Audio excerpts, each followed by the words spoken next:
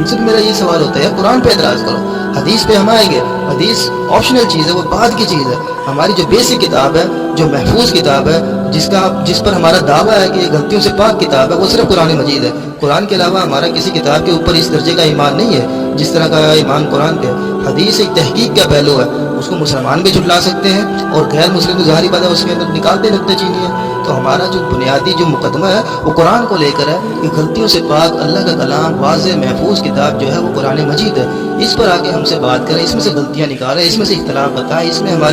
ہماری جو کمیاں کوتاہیاں اگر اس کے اندر آپ کو معلوم ہوتی دکھائے، ہمارے پاس آپ کو بتانے کے لیے قرآن مجید موجود ہے۔ یہ ہمارے سامنے ہمارا دعویٰ ہے اور اس کے اندر بھی دعویٰ موجود ہے کہ اگر تمہیں اس کتاب میں، اس کی صورت میں، اس کی آیت میں کسی قسم کا شک ہے تو تم بھی بنا لو اس طرح کی، اور ہرگز ایسا نہیں ہو سکتا، کیونکہ یہ قرآن جو ہے یہ صرف لکھی ہوئی کتاب نہیں ہے، یہ دنیا کی واحد محفوظ ایسی معتبر کہ مشرق سے مغرب